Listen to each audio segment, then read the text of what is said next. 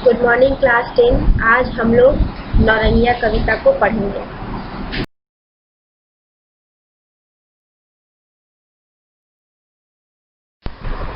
प्रस्तुत पंक्ति में कवि यह बोल रहे हैं कि कवि के अनुसार गंगा के उस पार रहने वाली जो नौरंगिया है वह इतनी ज़्यादा मेहनती है कि जब देखो तब कुछ न कुछ करती ही रहती है। वह कभी थकती ही नहीं, जब देखो एक के बाद एक दूसरे कामों में लगी रहती है। क्षण भर भी वह आराम नहीं करती, क्योंकि उसके लिए आराम हराम है।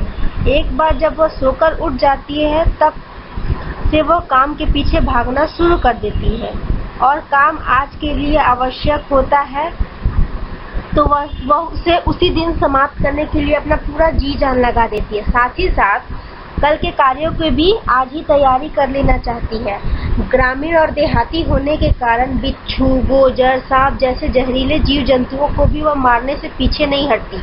वह न तो उनसे डरती, और दूसरी ओर वह विविध भारती वह होता है जो रेडियो पे प्रसारित होने वाला एक कार्यक्रम है, जिसमें और वह विविध भारती में दूर देशों के समाचार भी सुनती रहती है, और वहाँ पे होने वाली जो घटनाएं घटित होती है उसका भी वह ज्ञान रखना चाहती है। वह एकदम देहाती अबोध सा जीवन नहीं जीती। वह अपने गांव के बाहर इस दुनिया में क्या घट रहा है यह जानने के लिए वह काफी उत्सुक रहती है। गांव में अन्य लोगों से कुछ अधिक जानने की और करने की जो उसकी इच्छा शक्ति है वो सबसे ज्यादा है। वह स्वभाव की तरह बिल्कुल लाठी की तरह है। जैसे लाठी एकदम सीधी होती है, वह भी एकदम सीधी सादी है, किसी से झगड़ा नहीं करती।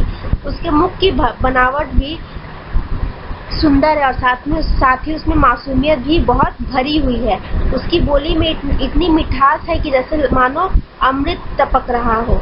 और किसी तीज त्योहार के अवसर पर वह अधिक भाग दौड़ करने लगती है, क्योंकि वह अपनी आंखों में जीवन को और भी सुंदर बनाने के सपनों को सजाती रहती है।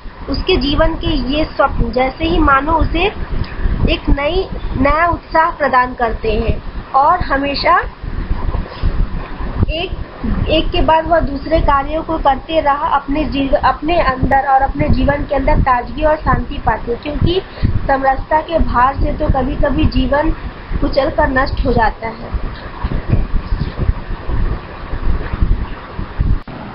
इन प्रस्तुत पंक्तियों की आप लोग सविस्तार व्याख्या करें। थैंक यू बच्चों। अब आप लोग मुझे अपना होमवर्क नीचे दिए गए ईमेल एड्रेस पे अगले दिन दोपहर 1:40 के अंदर सेंड करोगे।